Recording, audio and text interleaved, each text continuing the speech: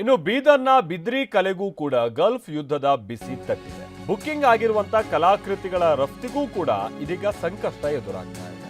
ವಿದೇಶಿ ಗ್ರಾಹಕರುಗಳಿಗೆ ಈ ಕಲಾಕೃತಿಗಳನ್ನ ಕಳಿಸುವಂತ ಕೆಲಸ ಹಿಂದೆಯಿಂದಲೂ ಕೂಡ ನಡ್ಕೊಂಡ್ಬಂದಿತ್ತು. ಆದ್ರೆ ಈಗ ಈ ಗಲ್ಫ್ ರಾಷ್ಟ್ರಗಳಿಗೆಲ್ಲ ಇದನ್ನು ಕಳಿಸ್ಕೊಡೋಕೆ ಸಾಧ್ಯ ಆಗ್ತಾ ಇಲ್ಲ. ಅಮೆರಿಕ,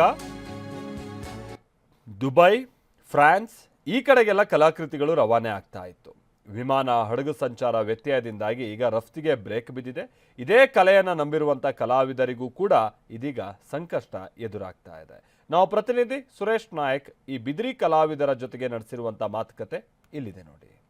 ಇರಾನ್, ಇಸ್ರೇಲ್ ಮತ್ತು ಅಮೆರಿಕ ನಡುವೆ ನಡೀತಕ್ಕಂಥ ಯುದ್ಧದಿಂದಾಗಿ ಈ ಬಿದಿರಿ ಕಲೆಯನ್ನು ನಂಬಿಕೊಂಡಂತ ಕಲಾವಿದರಿಗೆ ಸಾಕಷ್ಟು ಸಮಸ್ಯೆ ಆಗ್ತಾ ಇದೆ. ಇಲ್ಲಿ ನೋಡಬಹುದು ನೀವು, ಇಲ್ಲಿ ವಿಶ್ವಗುರು ಬಸವಣ್ಣನ ಮೂರ್ತಿಯನ್ನು ಕೂಡ ಇಲ್ಲಿ ಕಲಾವಿದರು ಕೆತ್ತನೆ ಮಾಡ್ತಾ ಇರ್ತಕ್ಕಂಥದ್ದು. ಈ ಕೆತ್ತನೆ ಮಣ್ಣಿನ ಅಂಶ ಏನಿದೆ, ಇದು ಬೀದರ್ನ ಕೋಟೆ ಒಳಗಡೆ ಮಾತ್ರ ಇದರ ಒಂದು ಮಣ್ಣು ಸಿಗುತ್ತೆ. ಅದೇ ಮಣ್ಣನ್ನು ಏನು ಹದ ಮಾಡಿ ಅದನ್ನ ಒಂದು ಮೂರ್ತಿ ರೂಪದಲ್ಲಿ ಏನು ತಯಾರು ಮಾಡ್ತಾರೆ. ಮತ್ತು ಅದರ ಜೊತೆಗೇನು ಕೂಡ ಬೆಳ್ಳಿ ಮಿಶ್ರಣ ಕೂಡ ಇದಕ್ಕೆ ಮಾಡಿ ಒಂದು ಒಳ್ಳೆಯ ಒಂದು ಕಲಾಕೃತಿಯನ್ನು ಕೂಡ ಮಾಡ್ತಾರೆ. ಇಲ್ಲಿ ದೃಶ್ಯಗಳನ್ನು ನೀವು ನೋಡ್ಬೋದು. ನೀವು ಇಲ್ಲಿ ನವೀನ ಚಿತ್ರ ಇದೆ, ಅದು ಕೂಡ ಬಹಳ ಸುಂದರವಾಗಿ ಮೂಡಿ ಬಂದಿರತಕ್ಕಂಥದ್ದು. ಅದರ ಜೊತೆಗೇನು ಕೂಡ ಸಾಕಷ್ಟು ಪ್ರಮಾಣದಲ್ಲಿ ದೇವರ ಮೂರ್ತಿಗಳನ್ನು ಕೂಡ ಕೆತ್ತಿದ್ದಾರೆ. ಇಲ್ಲಿ ಗಣೇಶನ ಮೂರ್ತಿನೂ ಕೂಡ ಇದೆ. ಇದರ ಪಕ್ಕದಲ್ಲಿ ಇನ್ನೂ ದೊಡ್ಡ ಪ್ರಮಾಣದ ಗಣೇಶನ ಮೂರ್ತಿ ಇದೆ. ಅದರ ಜೊತೆಗೇನು ಕೂಡ ಬಾಲಾಜಿನೂ ಕೂಡ ಇಲ್ಲಿ ಇರ್ತಕ್ಕಂಥದ್ದು. ಅದರ ಜೊತೆಗೇನು ಕೂಡ ಇಲ್ಲಿ ಕೃಷ್ಣ, ರುಕ್ಮಿಣಿ ಕೂಡ ಮೂರ್ತಿನೂ ಕೂಡ ಇರುವಂಥದ್ದು. ಹೀಗಾಗಿ ಇಂಥ ಸುಮಾರು ಒಂದು 500ಕ್ಕಿಂತ ಹೆಚ್ಚು ಕಲೆಗಳು ಕೂಡ ಇಲ್ಲಿ ಬಿದಿರಿ ಕಲೆಯಿಂದ ಮಾಡ್ತಾರೆ. ಈಗ ಕಲಾವಿದರಿಗೆ ಯುದ್ಧದಿಂದಾಗಿ ಸಾಕಷ್ಟು ಸಮಸ್ಯೆನೂ ಕೂಡ ಇದೆ. ಇಲ್ಲಿ ಮಾತಾಡಲಿಕ್ಕೆ ವ್ಯಾಪಾರಸ್ಥರು ಇದ್ದಾರೆ, ಕಲಾವಿದರು, ಅವ್ರನ್ನ ಮಾತಾಡ್ಸೋಣ. ಸರ್ ಹೇಳಿ, ಯುದ್ಧ ಎಫೆಕ್ಟ್ ಯಾವ ರೀತಿಯಾಗಿದೆ ಅಂತ? ಈಗ ನಮ್ಮ ಬಿದಿರಿ ಕಲೆ ಸುಮಾರು 500-600 ವರ್ಷ ಹಳೆ ಕಲೆ. ಇದು ನಮ್ಮ ಬಹುಮನಿ ಕೋಟೆಯಿಂದ ಪ್ರಸಿದ್ಧಿ ಆಗಿದ್ದು. ಇದು ಕಲರ್ ಆಗುತ್ತೆ. ಇದು ಮಣ್ಣಿಂದನೇ ಕಲರ್ ಆಗಿ ಇದು ನಾವು ಕೈನಿಂದ ಕುಸರಿ ಕೆಲಸ ಮಾಡೋದು.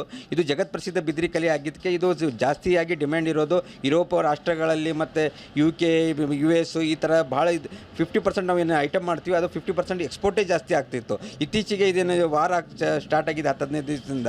ಇತ್ತೀಚೆಗೆ ನಮಗೆ ಇಷ್ಟು ಹೊಡೆತ ಬಿಟ್ಟಿದೆ ಅಂದರೆ ಒಂದು 50% ಸಪ್ಲೈ ಎಕ್ಸ್ಪೋರ್ಟ್ ಸಪ್ಲೈ ಆಗೋದು ಕಡಿಮೆ ಆಗಿಬಿಟ್ಟಿದೆ. ಅದಕ್ಕೋಸ್ಕರ ನಮ್ಗೆ ತುಂಬ ಪ್ರಾಬ್ಲಮ್ ಆಗ್ತಾ ಇದೆ.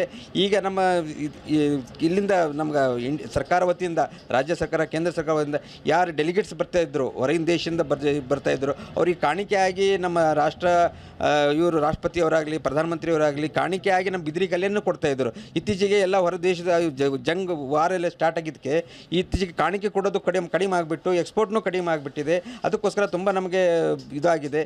ಅದಕ್ಕೆ ಸರ್ಕಾರ ವತಿಯಿಂದ ಏನಾರು ಒಂದು ಈ ಥರ ತಮ್ಮ ವತಿಯಿಂದ ಏನಾರು ಕಾಣಿಕೆ ಕೊಡೋದು ಇವೆಂಟ್ನಲ್ಲಿ ಸರ್ಕಾರ ವತಿ ಇದರಲ್ಲಿ ಈ ನಮ್ಮ ಬಿದಿರಿ ಕಲೆಯನ್ನು ಸ್ವಲ್ಪ ಕೊಡ್ತಾ ಹೋದರೆ ನಮಗೆ ಈ ಕಲೆ ಉಳಿಸ್ಕೊಂಡು ಮತ್ತು ಬೆಳೆಸ್ಕೊಳ್ಳಿಕ್ಕೆ ನಮಗೆ ಅನುಕೂಲ ಆಗುತ್ತೆ ಅಂತ ನಾನು ಹೇಳ್ತೀನಿ. ಆದರೆ ಇವತ್ತು ಇವರು ಎಕ್ಸ್ಪೋರ್ಟ್ ಏನು ಸಮಸ್ಯೆ ಆಗಿದೆ, ನಮಗೆ ಸಾಕಷ್ಟು ಸಮಸ್ಯೆನೂ ಕೂಡ ಆಗ್ತಿದೆ ಇಲ್ಲಿ ವ್ಯಾಪಾರಸ್ಥರು ಹೇಳ್ತಿರ್ತಕ್ಕಂಥದ್ದು.